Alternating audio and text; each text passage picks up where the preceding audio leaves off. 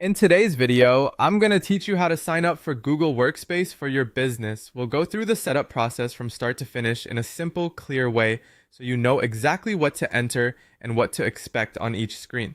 If you already have a business domain and you're ready to start using professional Google services like Gmail, Drive, and Calendar for your company, this is the place to begin. Start by going to the official Google Workspace website. Once the page loads, look for the button that says Get Started and click it. This will take you into the account setup flow. Google usually keeps this process very streamlined, so just follow the prompts carefully as they appear. Next, enter your business information. You'll be asked for your business name, the number of employees, and a contact email address. Make sure the business name is entered accurately, since this helps identify the account during setup. When choosing the employee count, select the option that best matches your current team size. For the contact email, use an address that you can access easily because Google may use it to send updates or important setup information. After that, you'll be asked whether you want to buy a new domain or use one you already own.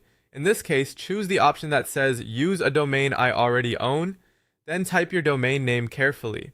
Double check the spelling before moving on, because even a small typo can cause issues later when you connect your email and verify domain ownership. The next part is creating your primary admin account. This is the main account that will manage your Google Workspace settings, users, billing, and services. Choose a professional username for the primary admin email address, ideally something simple and easy to remember.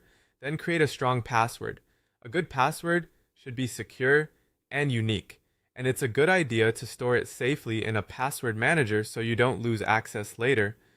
Once that's done, review the plan details Google shows you.